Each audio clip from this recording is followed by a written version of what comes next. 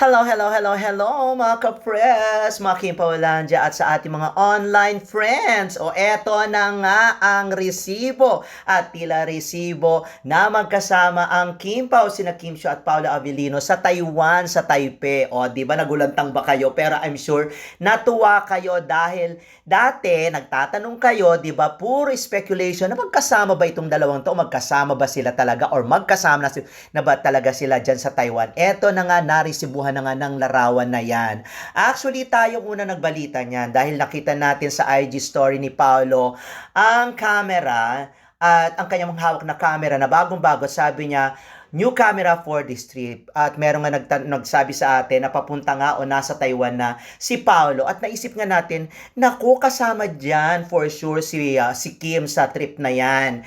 At hindi na nga tayo nagkamali dahil totoo naman talaga na magkasama itong dalawang ito. Kahit mga walang litratong lumabas nung una, pero alam natin na magkasama sila. Dahil feeling natin talaga hindi na pwedeng mawala itong dalawang ito o mawalay ang isa't isa sa paningin ng isa't isa, lalo pagdating sa abroad. Kung nasaan si Paolo, dapat nandoon din si Kim, at kung nasaan si Kim, dapat nandoon din si Paolo. Especially diyan sa Taiwan na parang hindi pa yata nakakapunta ang Kim Pao diyan.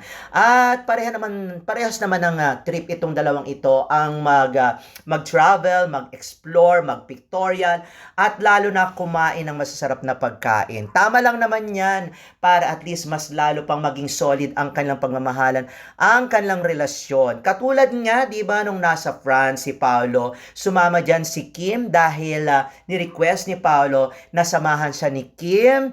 At para nga naman hindi matenga si Kim dyan sa France, kumuha na rin siya ng crash course habang nagtatrabaho si Paolo at nagsushoot ng project nila ni Nadine Lustre.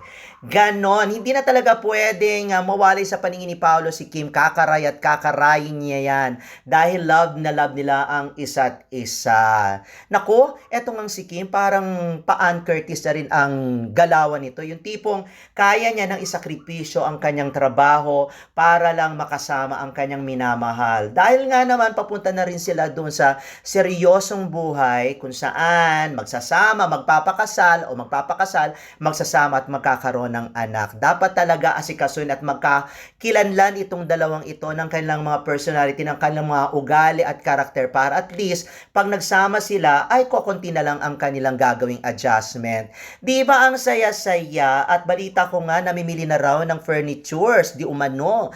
Itong dalawang ito mamahaling furnitures. Para saan ba yon?